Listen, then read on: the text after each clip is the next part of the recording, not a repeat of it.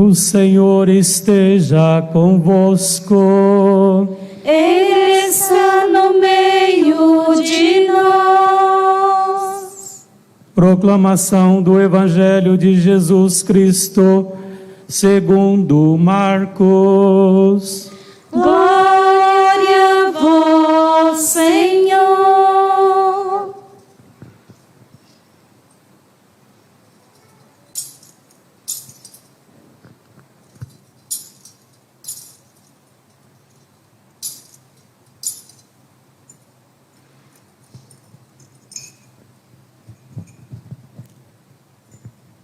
Na cidade de Cafarnaum, num dia de sábado, Jesus entrou na sinagoga e começou a ensinar. Todos ficavam admirados com o seu ensinamento, pois ensinava como quem tem autoridade e não como os mestres da lei. Estava então na sinagoga um homem possuído por um espírito mau. Ele gritou: "Que queres de nós, Jesus Nazareno? Vieste para nos destruir? Eu sei quem tu és. Tu és o Santo de Deus." Jesus o intimidou: "Cala-te e sai dele." Então o espírito mau sacudiu o homem com violência, deu um grande grito e saiu. E todos ficaram muito espantados e perguntavam uns aos outros: "O que é isto?" Um ensinamento novo dado com autoridade. Ele manda até nos espíritos maus, e eles obedecem. E a fama de Jesus logo se espalhou por toda parte, em toda a região da Galileia. Palavra da salvação. Glória a vós, Senhor.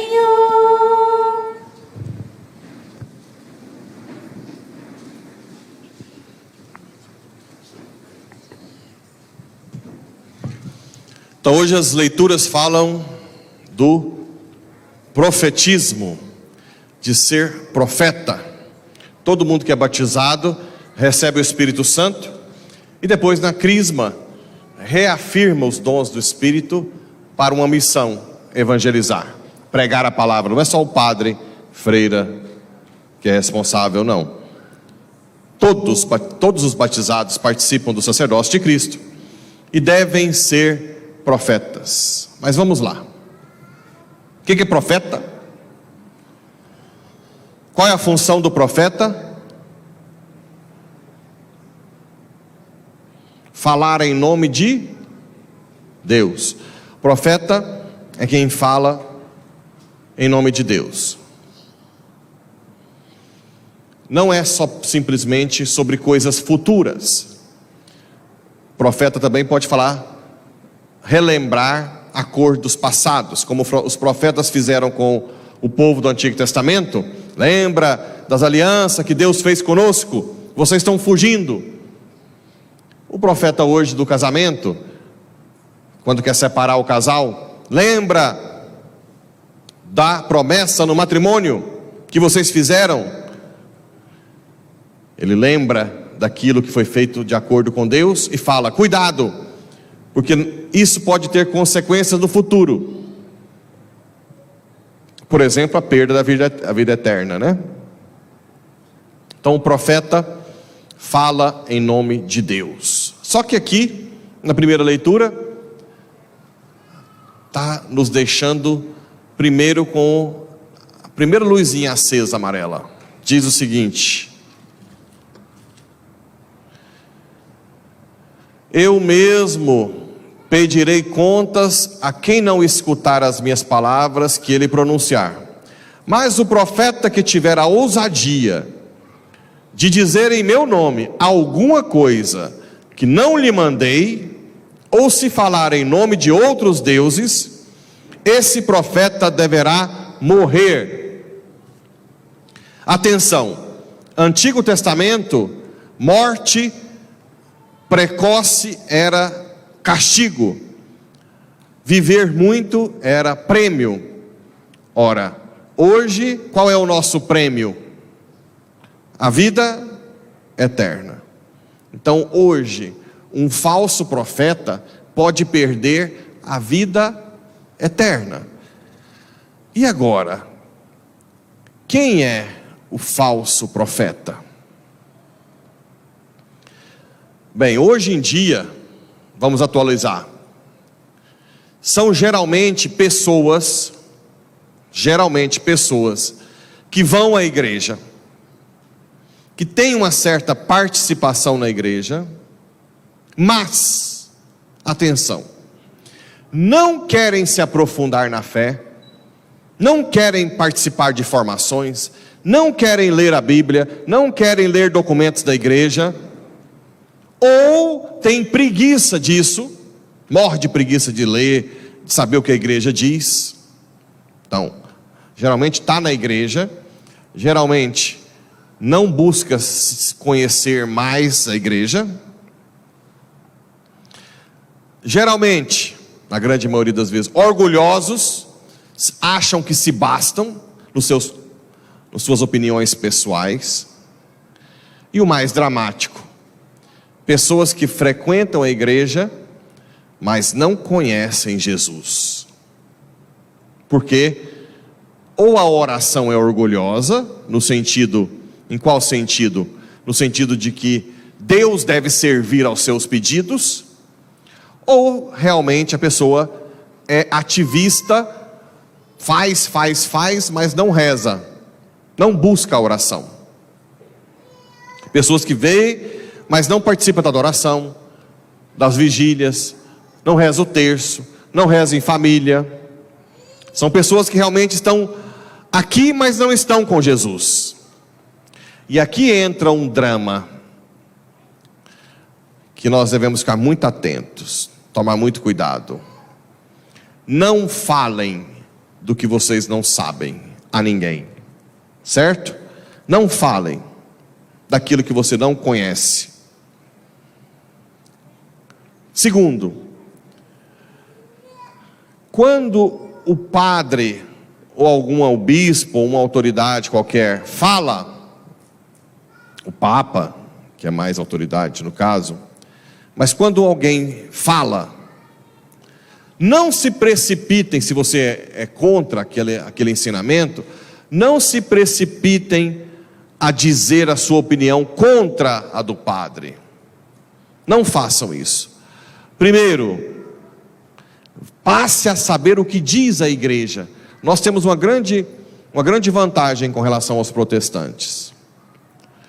Nós temos o magistério da igreja, nós temos os documentos da igreja, nós temos os ensinamentos da igreja, e hoje tem internet, muito facilmente você tem acesso àquilo que a igreja diz. O que a igreja diz sobre tal assunto? O que a igreja diz sobre aquilo que o padre falou?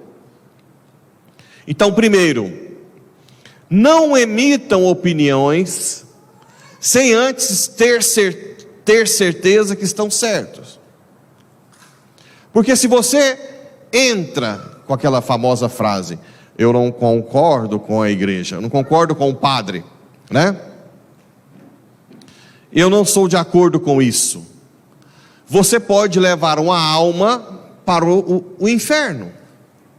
Você pode desviá-la do caminho. Então, cuidado primeiro na hora de emitir opiniões. Sempre busquem conhecer o que a igreja diz, qual é a vontade de Deus para aquele assunto. Um dos exemplos clássicos que a gente usa é quando geralmente uma mulher é abandonada pelo marido com os filhos. Aí vem pessoal da igreja de muitos anos e dizem: não, agora se arruma outro, para cuidar dos seus filhos, para ajudar. E geralmente era casamento que houve casamentos de verdade antes. E tudo que um profeta falaria naquele momento não, agora, se ele foi infiel, o problema é dele, você vai ser fiel. Não porque a igreja, aí vem os falsos bonzinhos, né? A igreja é má, não é porque a igreja é má. A igreja sabe que quem faz a gente feliz é Deus, que a felicidade é um dom que Deus dá a quem é fiel a Ele. Mesmo a quem sofre, Deus pode fazer feliz. Não é outro casamento. Se a igreja diz que deve se casar de novo, a igreja está desprezando que a felicidade é um dom de Deus. Ok? Fiquem atentos para não dizerem coisas que não são da vontade de Deus. Se você não sabe, cala. Está em jogo a salvação de uma alma. Não é um jogo de futebol ou uma coisa de barzinho. Cuidado com as opiniões de quem não sabe o que está dizendo. Primeiro ponto. O que mais? Para vocês terem uma noção, eu falei da questão do matrimônio. Vocês sabem que existe uma religião hoje, a igreja anglicana, que nasceu porque o rei Henrique VIII queria se casar de novo. E o bispo da época, João Fisher e Thomas Moro, que é um que trabalhava para o reino, negaram. Ambos foram decapitados.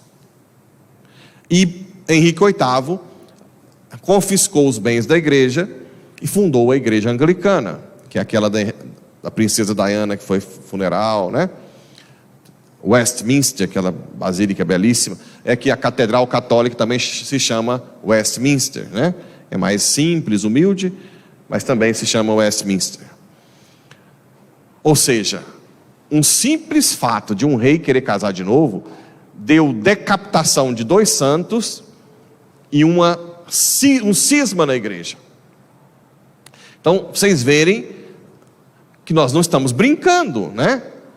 Que Deus leva a sério a nossa posição de cristão. Não falemos coisas que nós não sabemos. Quem me acompanha nas minhas formações, quando eu falo sem colocar dúvida, porque eu já sei que eu estou resguardado por trás, viu? Quando eu falo e digo isso é opinião minha, eu estou dizendo, não vi ainda uma confirmação do magistério da igreja do que eu estou falando. Cuidado, eu falo cuidado, ok? Por quê?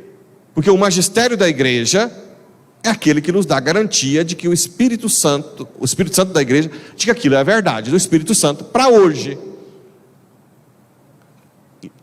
É muito importante a busca da doutrina.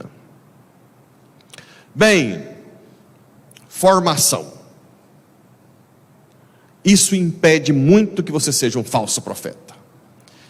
E o que mais que uma pessoa faz que impede que seja um falso profeta? Um conhecimento profundo de Cristo. Como é que você conhece Cristo? Vamos lá. Quem me conhece mais? Quem vê sobre mim na internet? Ou quem convive comigo? Certeza? E com Jesus é a mesma coisa? Sim. É claro que quem convive com Cristo sabe mais o que Ele quer do que quem não convive com Cristo. Como é que nós convivemos com Cristo? Qual é a continuidade de Cristo hoje? Sacramental, ou seja, missa.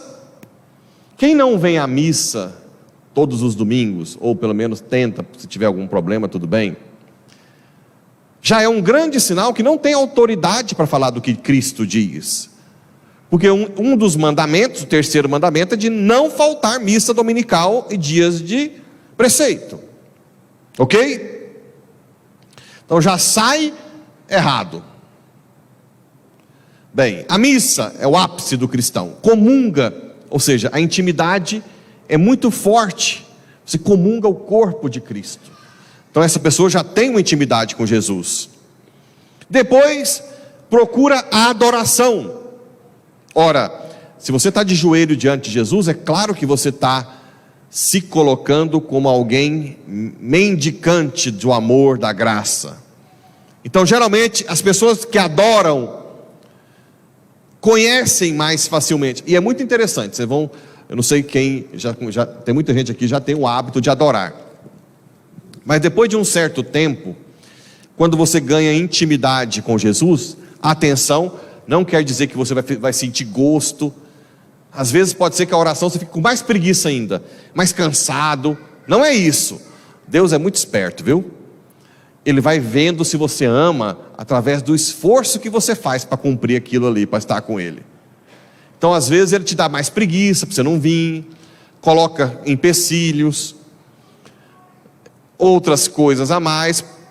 Não Ele, né? Ele permite, que o demônio é que faz isso. Mas as pessoas que são fiéis na adoração, quando alguém fala alguma coisa, isso é muito comum, não sei se vocês já vivenciaram isso. Se eu falo alguma coisa que não é o que a igreja quer, imediatamente vem algo dentro de você e diz: esse negócio não está certo. Já viram isso não? Não cheira bem, não. Às vezes a gente não sabe o que é, mas você fica assim, isso está estranho. E geralmente a pessoa que quer a verdade, ela vai no catecismo, vai em outro local para ver se aquilo condiz com o que a igreja diz. Então a pessoa adoradora, ela conhece Jesus. É como se eu falasse da sua mãe. Você convive com seu marido, sua esposa. Seu marido é assim. Não, esse não é meu marido. Sua esposa é assim. Não. Eu sei, eu vejo. Não, quem convive sou eu. Então, o profeta tem que ter amizade com Jesus. Adoração. O terço. Mas o terço não é com Jesus. Maria é um tobogã. Quem chega a Maria vai facilmente até Jesus. Porque ela, com o Espírito Santo, continua gerando novos Cristos. Ok? Depois da carta, então, essa é uma orientação para não ser falso profeta. Formação e intimidade com Jesus. Na oração, adoração, missa, terço, oração em casa, oferecimento do seu trabalho como oração, e assim por diante. A segunda leitura é mais para padres e freiras, para explicar que uma pessoa que é dedicada totalmente ao reino é melhor não casar-se. Ok? É importante educar os filhos para primeiro ouvir a voz de Deus, porque tem muitos padres aí que deveriam ser padres e acabam se casando porque os pais não indicam esse caminho. Primeiro, ouvir o que Deus quer. Mas tudo bem, é uma leitura mais... A gente já falou muito aqui sobre a questão do celibato, como é importante. Agora, no Evangelho tem algo interessante. Eles falaram assim: Jesus fala como quem tem autoridade, não como os mestres da lei. E interessante que os mestres da lei, eles decoravam as escrituras. Eles decoravam. Então vamos lá. Povo da paróquia São Paulo VI, que eu sei que reza. Todos os que vêm de outras paróquias, que passam por aqui, ficam encantados, né? Ou vocês estão com muita dupla vida, um teatro enorme, ou vocês realmente estão sendo instrumentos de Deus, né? Então vocês, que já estão numa caminhada forte, eu sei, Eu sei que tem muita gente que está realmente íntimo com Jesus. Na opinião de vocês, o que dá autoridade a uma fala?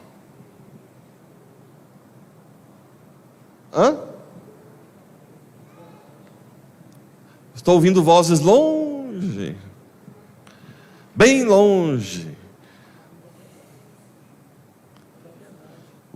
Conhecimento, sem dúvida. Mas o conhecimento, tem gente que fala com autoridade, tem gente que não fala com tanta autoridade. O que seria propriedade? O que seria experiência na vida espiritual? Vivenciar, falar do que se faz. Se eu falo algo que eu não vivo, eu perco autoridade. Eu achei muito interessante quando veio um monte de gente atrás de mim falando que tem gente falando de mim na rua, que eu dou em cima das mulheres e sei lá o quê. É muito interessante o quê? O que o demônio faz? Como eu falo de castidade, todo mundo sabe que eu falo muito de castidade, não falo? Que fornicação, sexo fora do casamento é pecado, adultério, que o sexo não é tudo na vida. O que o demônio faz? Coloca uma calúnia.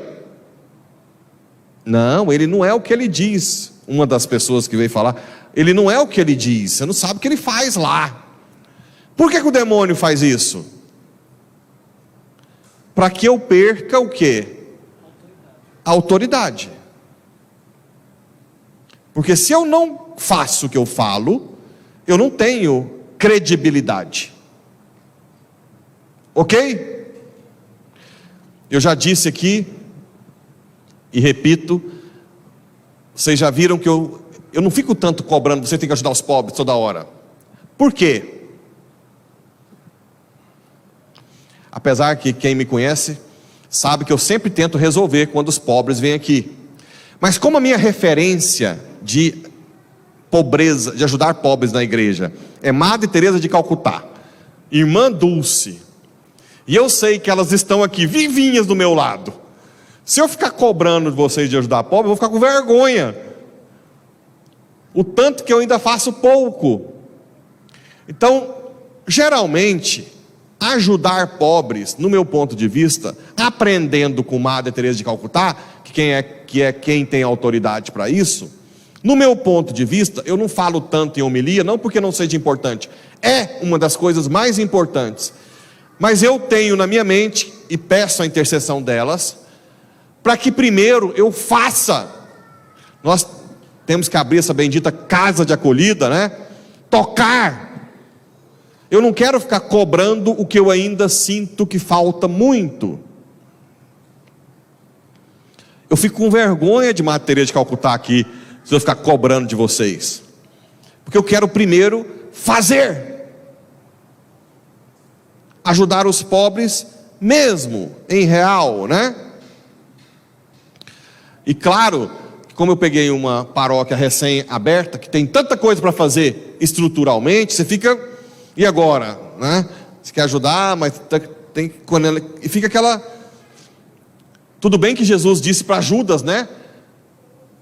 O que Judas falou para vamos falar Maria Madalena, para a pecadora lá que estava ungindo os pés de Jesus com um perfume caro? O que Judas falou? Senhor, poderíamos vender esses perfumes e ajudar os pobres, não é? Lembra disso? E o que Jesus falou? Pobres sempre tereis convosco. Ela escolheu ungir o meu corpo, eu vos serei tirado, né? Ou seja, investir na igreja, num cálice bonito, no altar mais bonito, a gente está tentando melhorar cada dia, não é ir contra os pobres, né? Geralmente, em outras palavras, pessoas que falam muito, cobram, não ajuda os pobres, a igreja só pensa em dinheiro. geralmente são pessoas que não fazem nada para os pobres. Já viram isso? Quando você vê alguém com blá blá blá blá blá blá blá blá blá, você vai pesquisar a vida.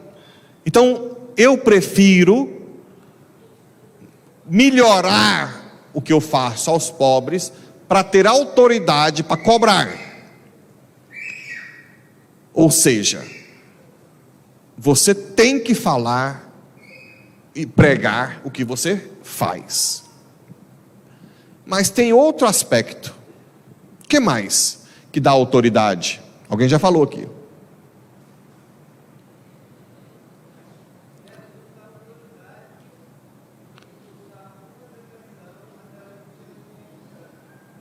Justamente, Espírito Santo. Como é que uma pessoa... Na renovação tem muito disso, né? Fulano fala com... Como é que fala muito na renovação? Fulano fala com... Ao invés de falar autoridade, como é que fala? Como é que é a linguagem corriqueira? Unção. Fulano fala com unção. Isso que os judeus notaram em Jesus. Mas Jesus é Deus. Sim, mas não esqueçamos que a natureza humana de Cristo é criada como a nossa. Mas quem dava autoridade era a natureza divina que vem do Espírito Santo. Por isso nós somos batizados. Mas quem que deixa o Espírito Santo falar? Quem?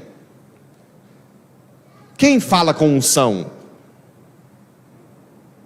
Quem reza muito humildemente, não é? Quem renuncia a si mesmo. Por exemplo, hoje, quando eu venho para a missa, às vezes não dá tempo de eu rezar muito, venho de uma missa para outra, fecho os olhos e falo: Senhor, que não me vejam, que te vejam, que eu suma, que eu desapareça, que vejam somente a ti. Por quê? Porque se o Espírito fala, sai com unção. Sai com unção. E a unção também dá o quê? Autoridade. Entenderam as leituras de hoje? Sim? Ninguém vai ser falso profeta aqui.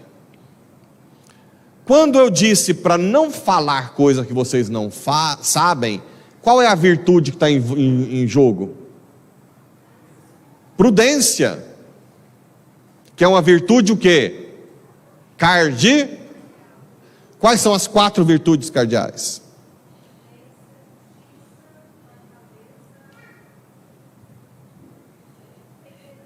Temperança.